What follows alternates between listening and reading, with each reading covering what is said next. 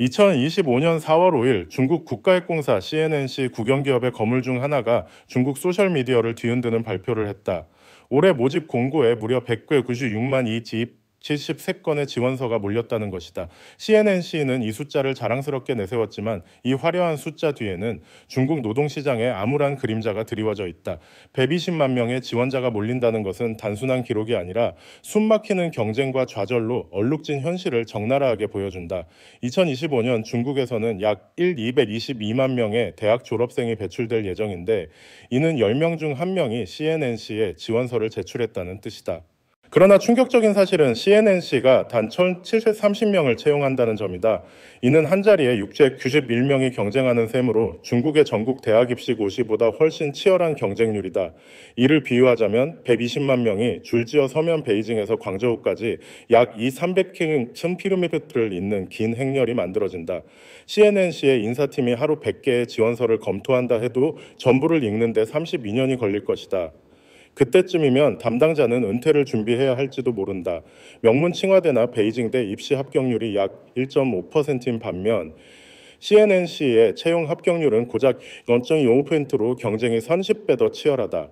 이 현상은 단순한 채용 성과 자랑이 아니다. 이는 중국 노동시장의 심각한 병목 현상을 경고하는 섬뜩한 신호다. 몇 달 뒤 222만 명의 졸업생이 역사상 가장 혹독한 취업 시즌에 직면할 것이다. 중국의 인재 과잉 위기는 이제 적색 경보 수준에 이르렀다. 이 글에서는 이 현상의 본질을 파헤쳐본다. 대학학이 더 이상 황금 티켓이 아니다. 많은 나라에서 대학학위는 안정과 번영으로 가는 중산층의 여건으로 여겨진다. 하지만 오늘날 중국에서 그 학위는 빛을 잃고 있다. 한때 희망의 상징이었던 학위는 이제 시장에서 외면받는 낡은 상품으로 전락했다. 중국 국가통계국에 따르면 2024년 대학 졸업생은 사상 최대인 179만 명을 기록했다. 이는 지난 20년간 야심찬 고등교육 대중화 정책의 정점이다. 하지만 이 정책은 학위의 환상이라는 악몽의 시작이기도 했다.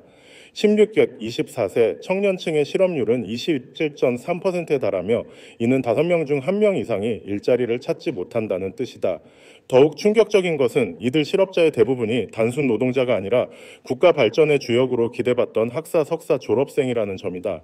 이들은 환영받기는커녕 포화 상태의 노동시장에 내던져졌다.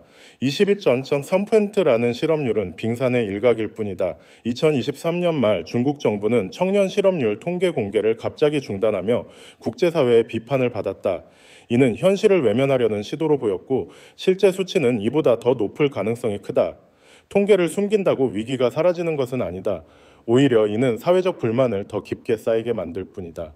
베이징이나 상하이 같은 대도시 지식인들이 꿈을 펼칠 황금의 땅이어야 할 곳에서 절망의 그림자는 더욱 짙다. 졸업식에서 찬사를 받던 학생들은 이제 학위가 필요 없는 단순 노동직에 내몰린다. 문학, 사회학, 경제학 석사들이 배달원 카페 직원 웨이터로 일하는 모습은 더 이상 예외가 아니라 하나의 상징이 되었다. 아시아의 하버드라 불리는 칭화대 졸업생이 배달원으로 일한다는 이야기는 이제 놀라운 소식이 아니다. 상하이 재경대학 금융학과를 졸업한 유쿤 가명의 사례는 이를 잘 보여준다. 그는 금융기관에서 일하는 꿈을 꾸었지만 1년간의 구직 실패 끝에 기준을 낮췄다. 좋은 일자리는 명문대 출신이나 더 높은 학위를 가진 이들이 차지했다고 그는 말했다. 결국 그는 부동산 회사에 취업했지만 하는 일은 집을 팔고 임대하는 단순 업무였다. 그의 학위가 약속했던 미래와는 거리가 멀었다. 2021년 허난성의 한 담배 공장이 소셜미디어를 뜨겁게 달궜다. 신입 105명 중 3분의 1이 석사 나머지는 명문대 졸업생이었지만 그들의 업무는 담배를 제조하고 포장하는 단순 노동이었다. 공공부문도 더 이상 안전망이 아니다. 2023년 베이징시는 공무원 정원을 5% 감축했고 허난성은 올해 초 600개 일자리를 줄였다. 산둥성은 2022년부터 약 1만 개의 일자리를 없앴다. 공공과 민간 부문 모두 문을 좁히면서 가장 뛰어난 인재들조차 설 자리를 잃고 있다.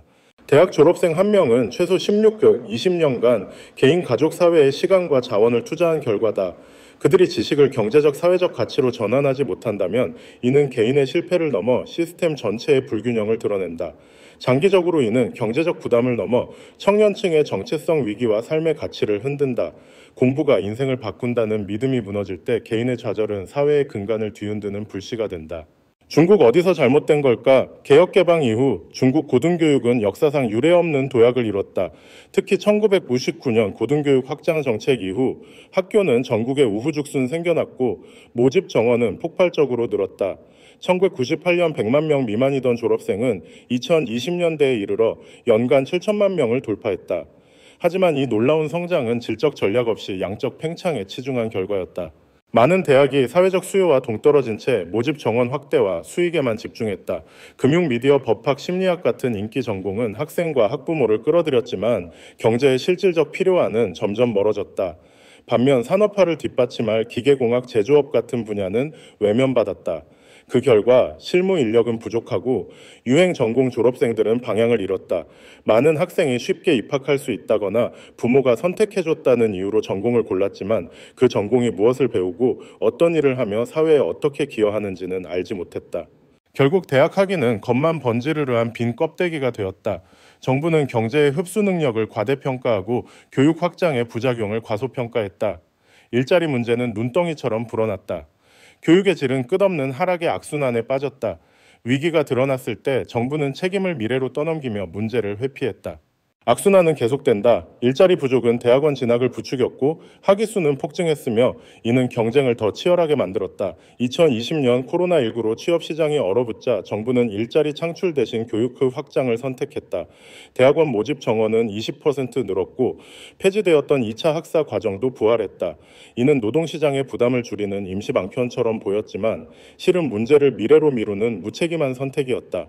사회 구조도 인재의 기회를 억누른다. 수십 년간 이어진 호구 호적 제도는 농촌 출신 학생들이 대도시에서 일자리를 얻는 데 보이지 않는 장벽이 된다.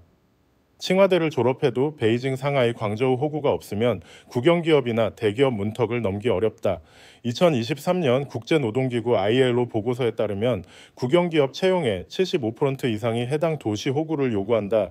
안후이 스촨 간수 출신의 유능한 졸업생도 이 벽 앞에서 좌절한다. 관계도 문제다.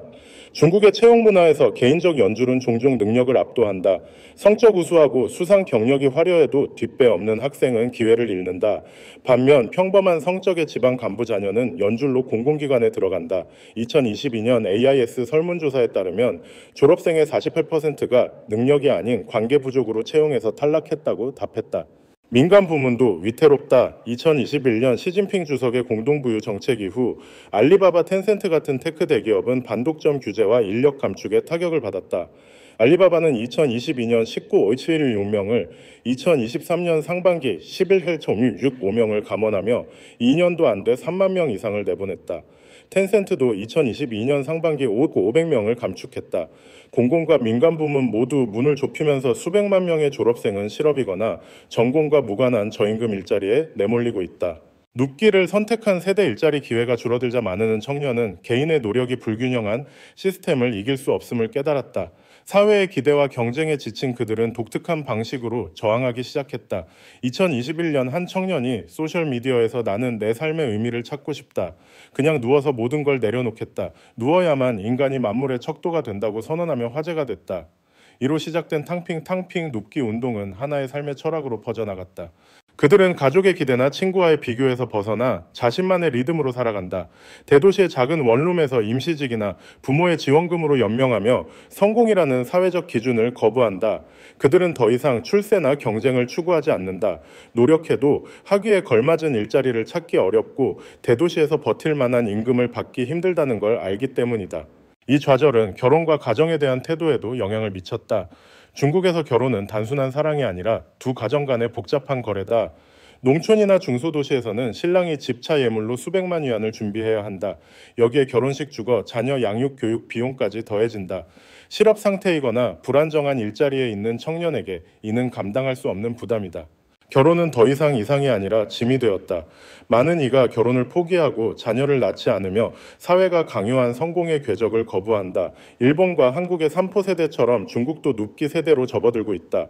이들은 사회의 톱니바퀴에서 벗어나 조용히 물러난다. 이대로라면 중국은 단순히 경제 성장의 둔화를 넘어 더 큰 대가를 치를 것이다. 실질적인 개혁 양질의 일자리 창출, 결혼 비용 부담 완화, 인간적인 복지 시스템 구축이 없다면 중국은 가장 소중한 자산인 젊은 세대의 믿음을 잃을 것이다. 그들이 사회에서 물러난다면 경제뿐 아니라 사회 구조 자체가 서서히 무너질 것이다. 과연 누가 이 위기를 뒤바꿀 수 있을 것인가?